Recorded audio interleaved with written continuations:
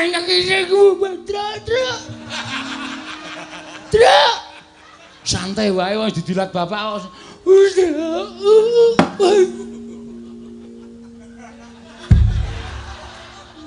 Waduh.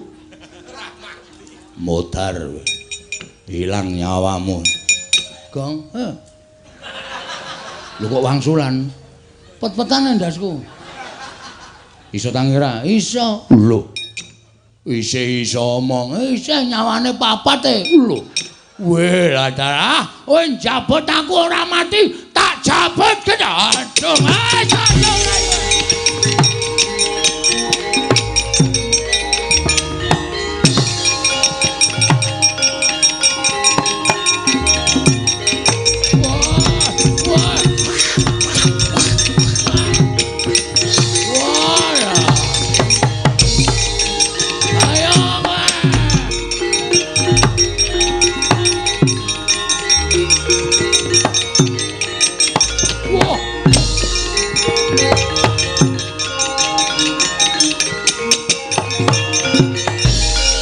Bagong oyak-oyak Kakang Yamadipati. Ki sapa iki? Brama. Wedan. Kowe Brama? Iya. Berarti sesuk ning radio-radio kae. Dudu. Brama Kumbara? Udu. Adimu ndi? Sapa? Mentili. Mandili.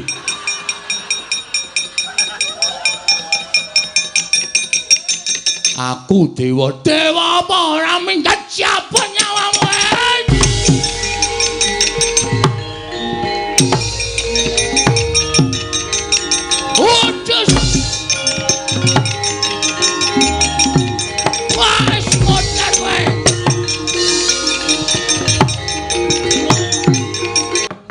Pambukaning warana tarlen saking liyep layaping ngaluyung pindha pesating sumbena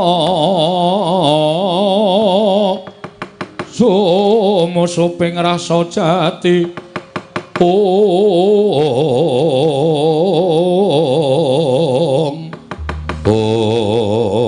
datan kawusa manjing wonten gulunging gupit sanggar sangarup menogantho capun nenggih Sang Hyang Pramesti Bathara Kungawi sanggaring para durandara pating bleber paring trotil butanganing daratan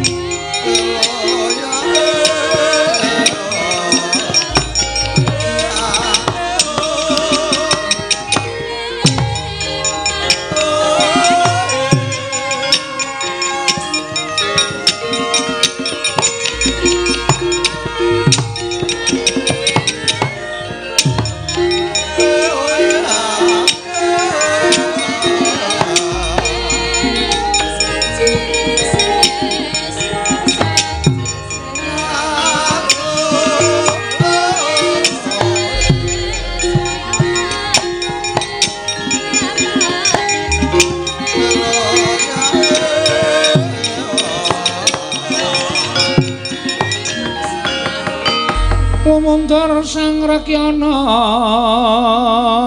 pateh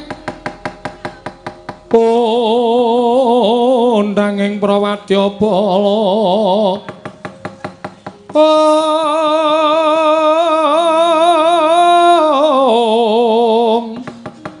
Pok sur tambur myang suling pepandhen dalutak miwa bandera kakandha warna-warna pindha jala triyana sri kawuryan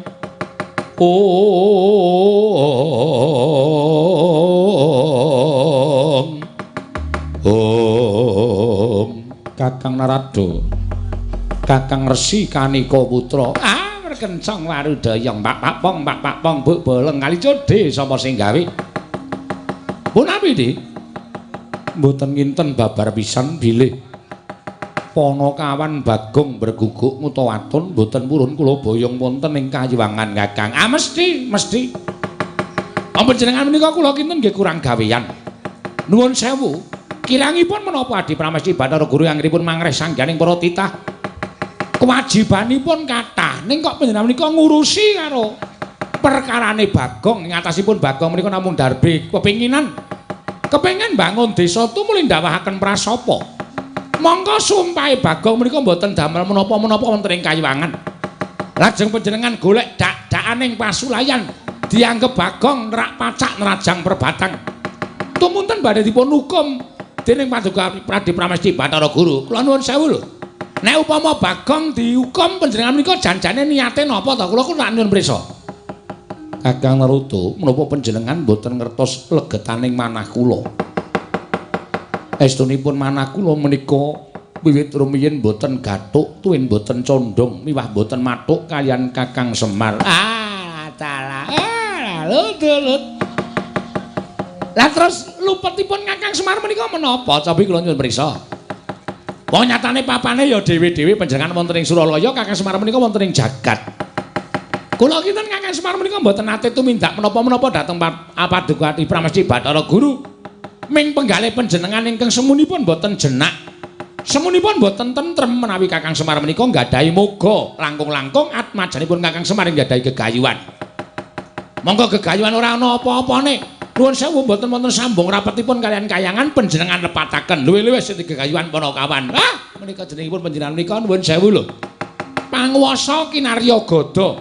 Pemenang dinggo semenang-menang menika boten mrayogi.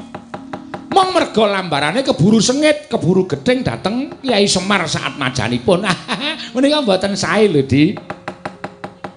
Kula nuwun sewu tiyang menika menawi tandurane ala, undu-undane ya sarwa ora becik. Ning nek tandurane kaya apik, undu-undane ya sarwa murakapi. Menika sampun dados kodrating jagat menika ngaten menika.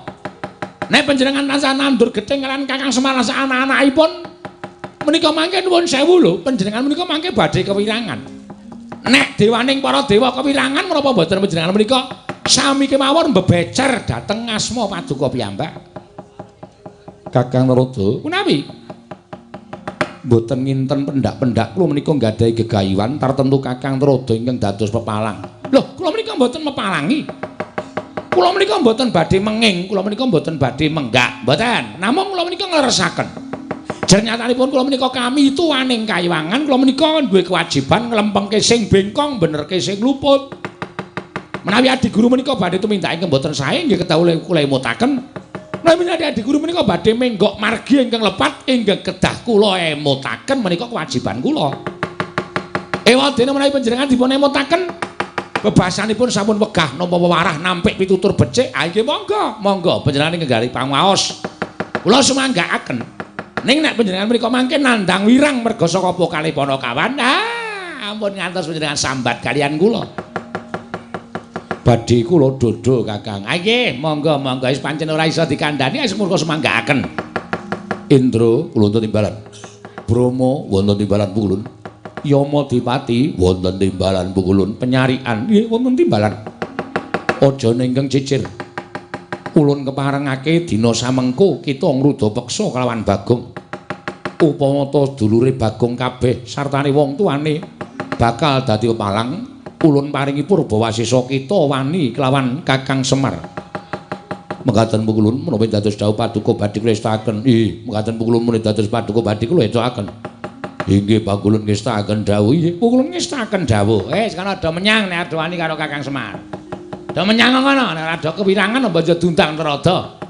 Kakang Narada mboten tuwun. Mboten kula tak dados penonton kemawon. Kula tak sorak-sorak kemawon. Ah, mangke menika kula niku wirangan ndak kula melu-melu, pokoke kula tunggak waru godhong dadap. Tegesipun menapa? Narada ora melu-melu, ora melu nggarap pun cekap semanten. Nah ngaten panjenengan mboten jumurung lekasipun Bathara Guru. Kula dukung. Kula jumurung. Kula menika ndederek. Waton pernyanyi Adi Guru menika nggadahi lekas ingkang sae, gegayuhan ingkang sae. Ning nuwun sewu. Nek pakartinipun Adi Pramesti Bathara Guru menika mboten sae nalisir saking anggrang-angring kautamaan. Kula nuwun sewu, kula mboten melu. Mekaten Kakang nggih. Nah ngaten lenggah ingkang sekeca kula piyambak ingkang badhe bondo kelawan atmajanipun Semar. Kanthi cara mekaten Kakang Semar sampun boten gadah kekiatan mergo atmajanipun badhe kula cemplungaken wonten ing kawah Candra Dimuka. Monggo. Ajeng cemplungke kawah, ajeng cemplungke wajan menika. Panjenengan iki gadhe Purwawesa. Wis kana Indra do menyang kana. Kowe do ora mikir apa piye? Ming semagoh karo dawuh Adi Pramesti Bathara Guru. Kowe ora ngerti mungsuhmu iki ora wong baen-baen. Ketoke mungsuhmu ki ming nala gareng karo Petruk karo Semar. Nek arep do mlebu ICU ana do mangkat kene.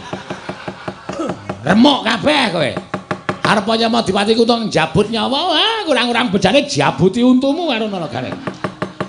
Do menyang Indra Brahma Yama Dipati penyarikan mangkat dina iki niki ngesraken dawuh paduka Hyang Adi Kulo.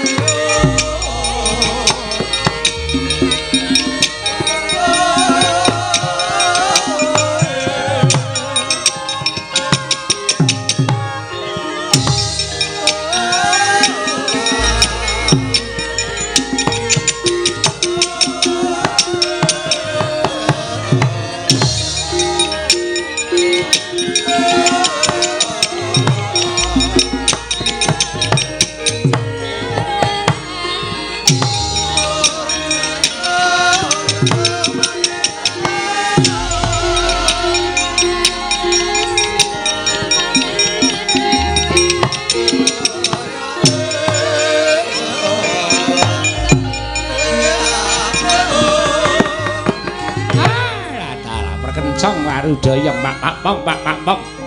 Buk bolang kali code, sapa sing gawe nangka bosok dikopiok kari betone. Remone lelakon apa to Hyang Pramesti Bathara Guru iki pendak-pendak dikandhani kok ora gugu ae. Wis tak tontone wae kaya ngapa kahanan kedadeane.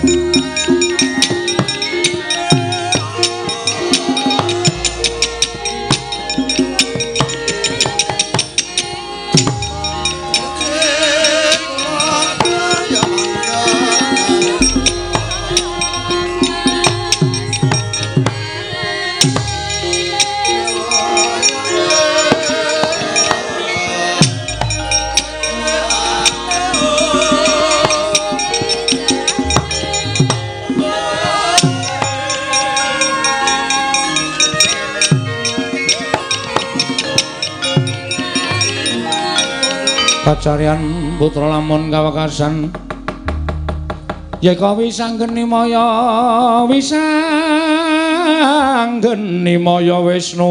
Pradenta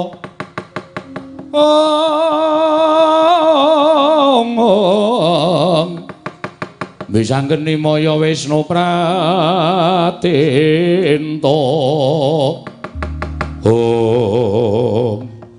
wah dewa do tekan kene ya, Tru. Heeh. Monggo dewa ki nek mlaku kok ora ngambah lemah ya. Kaya demit ya, Tru. Heeh. Ning ngarepe kaya ngopo awak dhewe sebacut diwenehi jaya kawijayan karo bapak. Nglabuhi karo celeng gudiken iki. Mergo saka niate sing aneh-aneh nganti kahanan geger kaya ngene iki. Jane kuwi ngopo to, Gong? Kowe jane ikhlas ora ngewangi aku? Nek ora ikhlas ora masalah. Do mulih ngono. Wis mau dikandhani karo bapak didilat bathuke mbun-mbunane karo bapak men dadi wong digdaya barang tekan ngene ngundhamana wis setan kowe.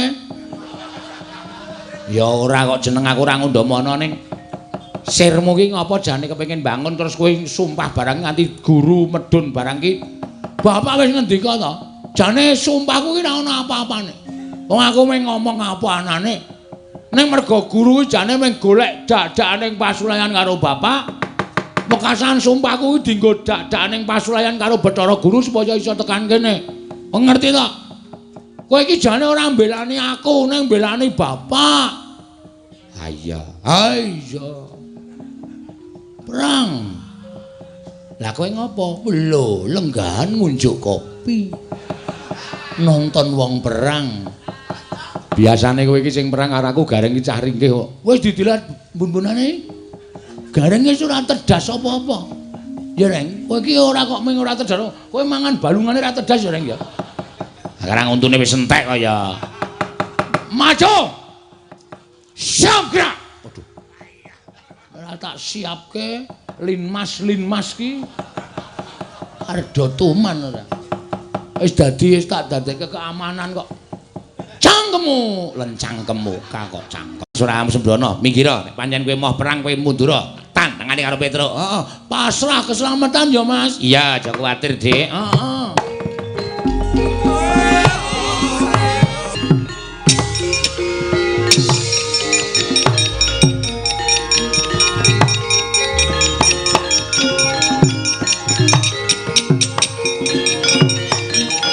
Tinututi lamun katututan lamun mangsa prawira diktaya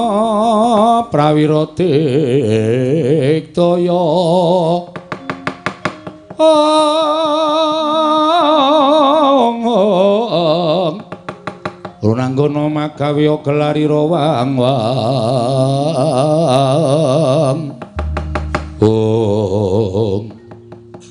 Truk. Iki dewa apa? Ayo. Dewa tenan. Dewa iki jare gedhe tur dawa. Ayo. Sing ngarep iki kok cendhik. Oh ngono kuwi gumantung wong-wongane kok, Gong. Sing ngarep iki ya dewa. Sapa kuwi? Bathara Penyarian. Oh pacare. Utuh. Bathara Penyarian. Kewajibane Nyatet neng kayangan. mula kok ngendi-endi ballpoint. Ayo. Sing tengah kae kowe tepung ora to ngerti no. Nderekke sapa-sapa tau ketemu karo dewa, nderekke Ndara Janaka ketemu karo dewa. Sapa kae? Bathara Brahma. Dewaning geni. Jane wis apik wis surut ning sing mburi dhewe kok ora imbang ya. Ora imbang piye? Ngarep ro ngarep, cilik musuh cilik, dhuwur musuh dhuwur. Aku kok malah entuk gedhe. Monggo mungsuhmu bahaya dhewe kae kok. Ae sapa e? Bathara Yama Dipati. Kewajibane Njabut nyawa. edan. Aku dadi aku entong musuh tukang jabut nyawa.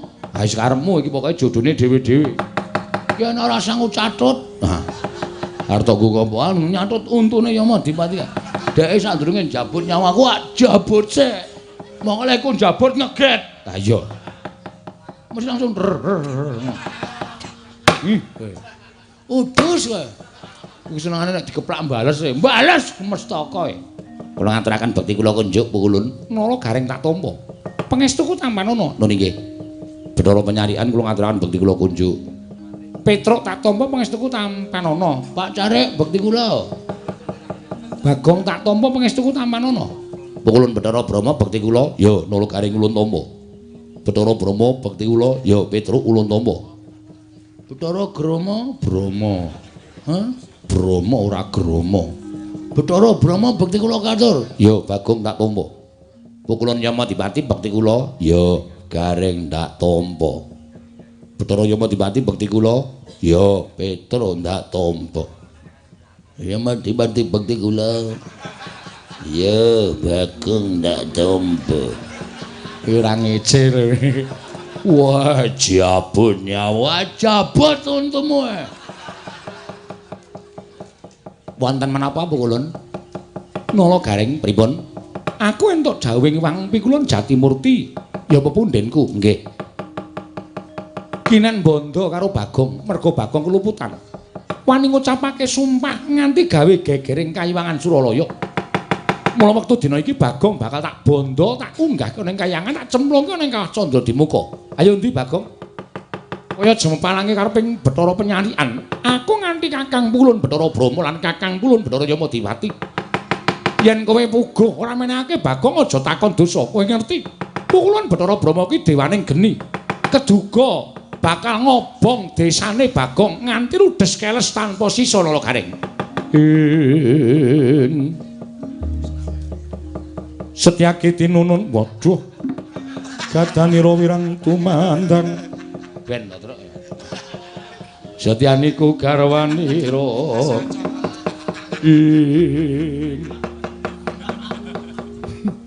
Ameng gareng kok suluke Setyaki. Amen ketok gleleng ya ora. Sri Baladewa Narpati. Nah iki ngopo iki ora. Ora asah werna-werna to, Gong. Nuwun sewu. Kula wis didhawuhi kalih Bapak Semar kinen mepalangi sapa kemawon sing ajeng gawe kapitunaning Bagong, gawe cintrakaning adi kula Bagong. Ora mawas menapa menika dewa, menapa menika wade, menapa menika wada. Tetep ajeng kula pepalangi. Lho, kowe wani karo para dewa sing nawedeni apamu? Bagong ora salah ora luput. Bathara Guru tedhak ning Madyapada nglumputke Bagong mendika pawadan nggone sengit karo Semar. Iki asline ngono kuwi. Wah, mbok terus rek. Ayo ora. Terus saiki tak takon karo sampeyan. Nek ora iso ora usah dijawab. Tak takon karo sampeyan. Kena apa kok dewa ki ado sengit karo Semar iki jane masalah ya apa? Lho Bathara Guru ki kok sengit karo Semar jane masalah apa? Aku tak takon karo kowe.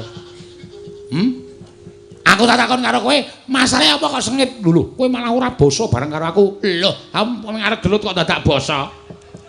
Ngendi ana wong gelut kok basa? Ketiban asta kula jengkelang kuwandanira. Antene ora serem. Ayo, arep muni piye kowe?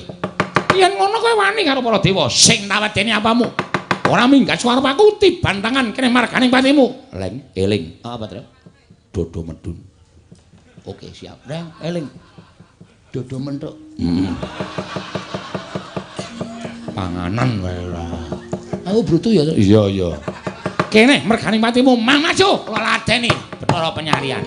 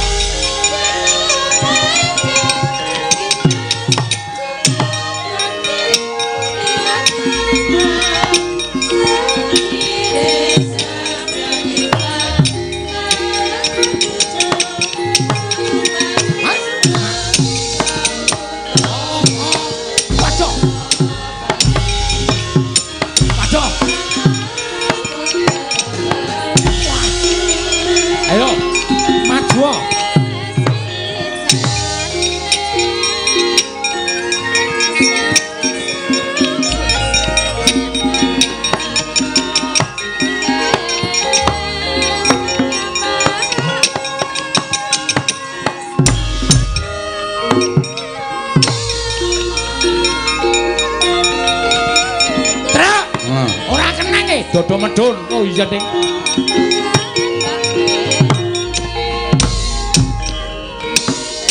Dian. Ngatek aji lembu sekilan kowe kebarak. Ayo. Milih awakku.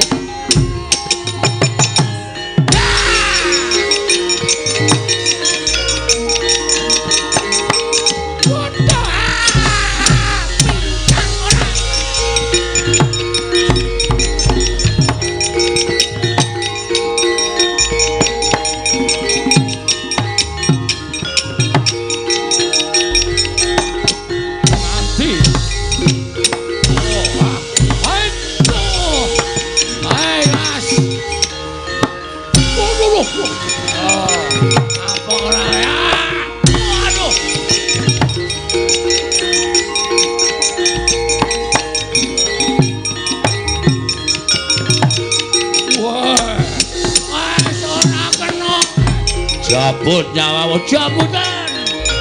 Rawas. Oh.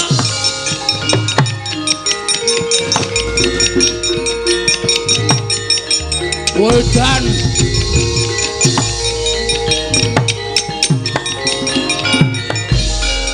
Kang.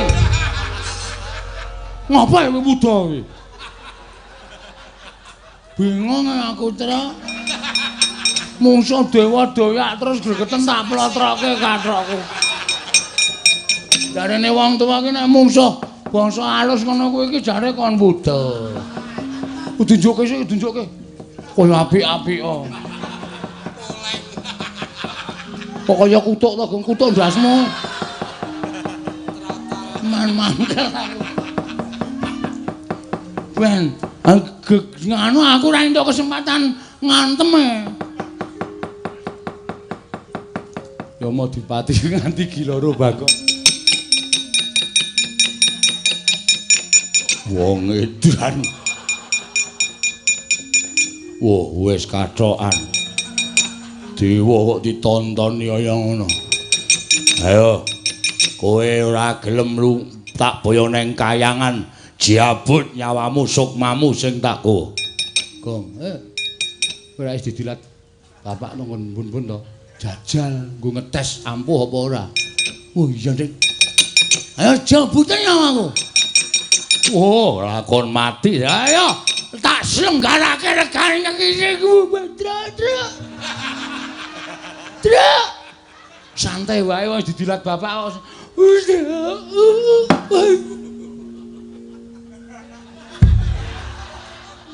Waduh.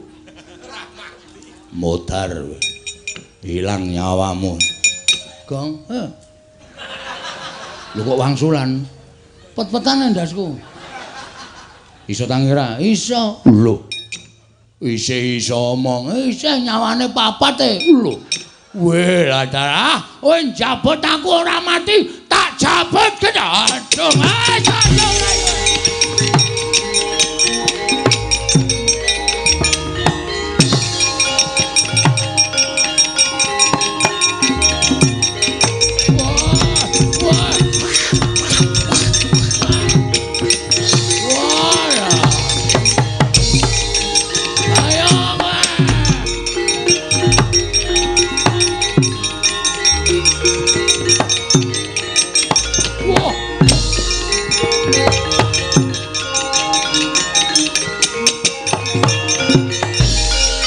Bagong oyak-oyak Kakang Yamadipati. Ki sapa iki? Brama. Wedan.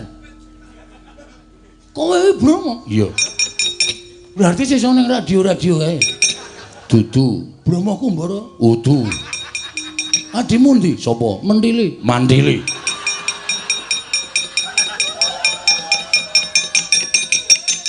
Aku dewa. Dewa apa ora minggat jabut nyawamu.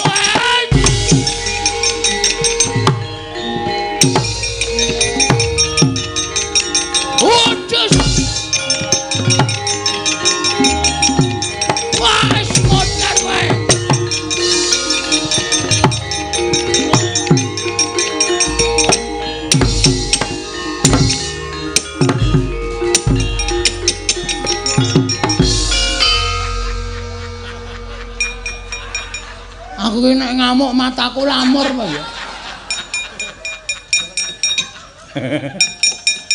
Petruk sing tok jabut. Sarae mendono. Ngawur ngene ora. Iya, cuman ibaleke nyawane.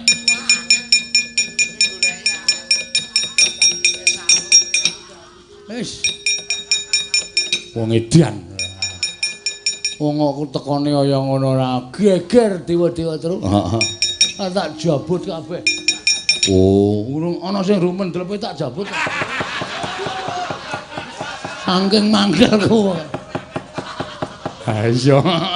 Tapi ya wis ana ora ngono ndak dewane aja ora sangepenake dhewe kok. Ha iya. Piye nek ngene iki? Wih, Gong. Hah? Ora pangling ae. Sapa? Iwang Pikulun Bathara Guru. Ngambah Dirgantara sajake duka tenan kae. Terus, mayo ngayom nang bapak wae. Melayu naik kene ya.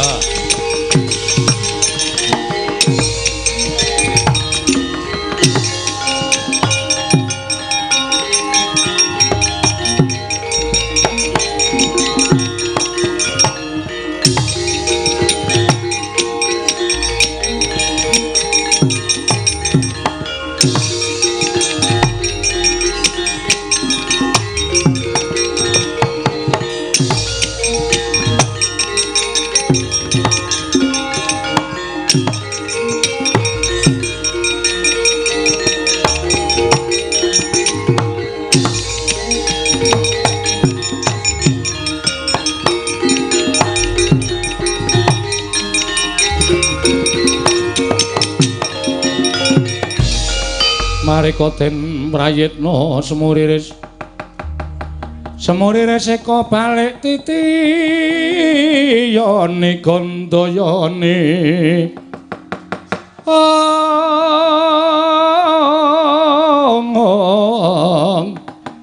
Trisanya purnama sasi gilar-gilaran ing tengah latar piye dewa-dewa iki nek pakartine ora apik arep derajate dewa karo anak-anakku do mlayu kabeh.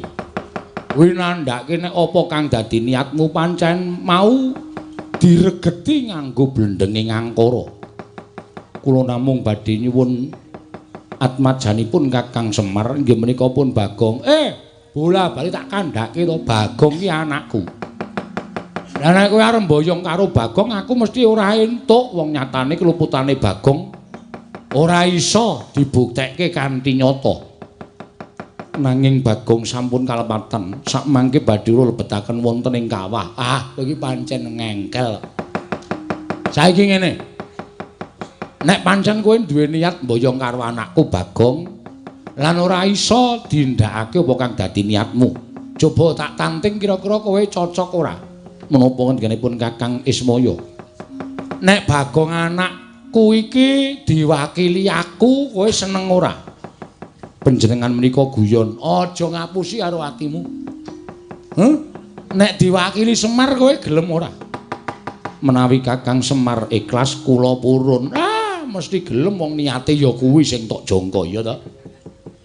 Niate ya kuwi sing tok jangka, ning sing tok nggo alesan anakku Bagong. Pak, kowe nanti, Pak. Sing nukokke semen sapa, Pak? Wis ben nengke wae wong iki bapak iki mbelani kowe lho. Menawi Kakang Semar purun, tetep dinten menika dados ijolipun Bagong kula boyong dateng Kayuwangan. Apa ora gelem? Iki anakku sing tak tresnani, sing jeneng wong tuwa ki natohke nyawa kanggo anake nek perlu apa wae ditotohke aku ora bakal owel. Pukulun mboten namung bapak nek saged kula ya ngijoli karo uripe Bagong. Loro gareng ora sah. Wis ben, Pak, wis ben. Tak bilanane adikku. Bapak wae sing lenggah nang omah, aku sing dadi ijole. Karaku ya ning aja truk. Anakmu cilik-cilik. Aja wis aku wae. Aja, karaku sisan. Wong loro sisan, dadi mati ki wong loro sisan. Kowe iki jane nek aku mati seneng to, Gong? Bahagia. Bahagia dengkulmu ora. Aja nala garing aja petruk ning aku. Sinten ingkang kedah dados lintunipun Bagong? Aku, kula. Nala garing aja ora apa-apa, Pak, wis ora apa-apa wis ben. Aku wae, Pak, wis ora apa-apa wis ben aku garing wae bapak lenggah ning omah. Menawi kula nyuwun menapa Kakang Semar saged minangkani. Kowe njaluk apa? Ingkang dados lintunipun Bagong boten namung Kyai Semar Kakang Semar nanging klebet nala garing Petruk kedah kula boyong wonten ing Kayuwangan. Wong siji kok ijole telu iki piye?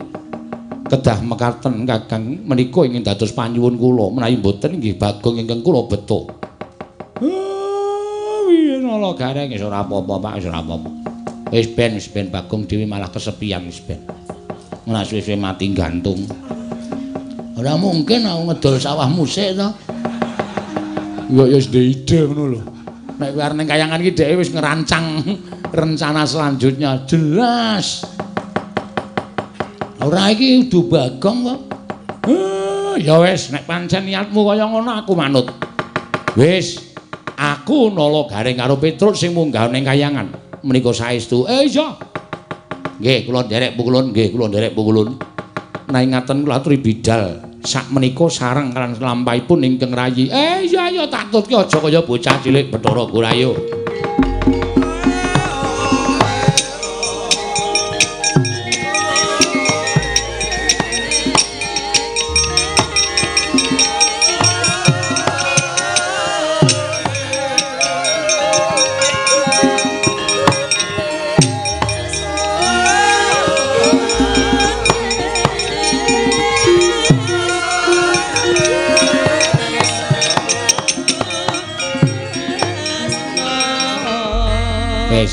Kowe saiki kowe ora percaya karo katresnanku. Katresnanku karo kowe iki luar biasa lho, Gong. Nganti tak ijoli nganggo ati uripku aku ikhlas. Wis gek tok paido le. Katresnane kakang-kakangmu gek tok paido. Aku munggah ning kayangan iki mergo ngeboti tresnaku karo kowe. Nganti aku ngiklasake karo pati uripku karo Kang Gareng. Ya muga-muga kusnul khotimah ya, Tru. Anjen setan ana. Lah witena piye? Wong ya aku ki ra menawarkan kok. Aku rakon karo kowe, aku rakon karo Gareng, kowe sing ngomong. Pukulun kula dados ijolipun Gagong. Ayo monggo terserah. Aku rakon kok. Aku ya. Aku titip anak-anakku ya, Gong. Titip bojoku ya, Gong. Aku ora ngapa-ngapa kok dititipi anak. Ngapa? Nek bojomu dititipke tak tampa. Nek anak aku mah ya aja kaya ngono to, Gong. Ora sak kepenake dhewe kaya ngono. Wis ya, Gong, aku tak menyang ruktinen Karang Tumaritis, omahe Gareng karo Karang Kadempel. Mbok tegelan aku antara. Lah ngopo? Aku ora ndek kanca. Aku nek gara-gara kancane sapa?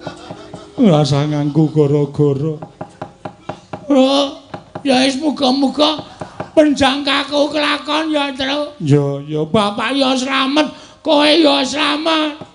Nala Gareng ya slamet mulih kumpul meneh wong papat ya, Tru. Ya, wis rasa nangis. Ora aku mung gaya kok.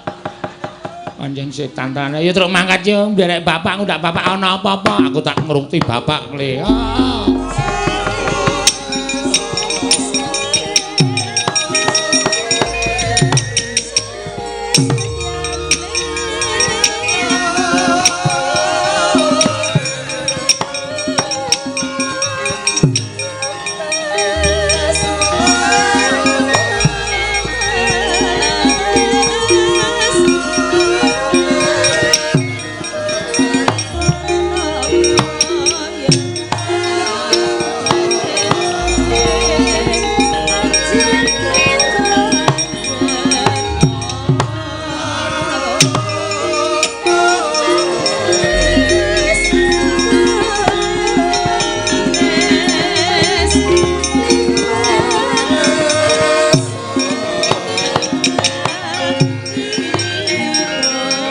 Palugon laguning lekas Lukita Linuting. Lukita Linuting kidung kadung kadereng momong memangun manah rahayu.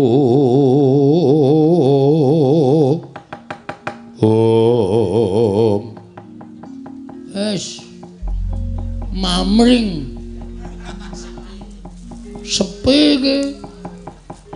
Monggo mengkari 3 dina aku janjeni ro masyarakat arep miwiti kerja bakti bangun desa. Gek Semar malah minggat. Gareng ya melu, Petruk ya melu. Terus piye iki? Tak pikir-pikir ketoke Semar Gareng Petruk mbelani aku ning jane nginggati aku. Nginggati masalahku. Wis kena aku rambut didaya, sapa ya sedulurku sing iso mbantu karo aku ki. Monggo Semar ki. Woi, Jandeng. Kelingan aku. Semar iki duwe kakang. Ya kuwi Kakang Tomblok. Togok. Wah, Siwa Togok arep tak jaluki donatur. Kanggere ora ngekai tonyo Siwa Togok. Ben ora ngono ndak ora rampung perkarane. Siwa Togok Siwa Mblok tak jaluki kabeh. Kejaba saka kuwi aku arep nyuwun bambiyantune Siwa Togok. Ki bapak nek ora tak slametke, Gareng karo Petruk ora tak balekke nang alam donya iso kelangan wong tuwa, kelangan sedulur lanang tenan aku. Wah. Tegak. Aku rawuh, wah. Aja kaget penggalemu ya, wah. Siap-siapke kabeh bondo didelikke. Kendak tak colong, wah. Aku teko tenan, wah. Bektiku katur ya, wah.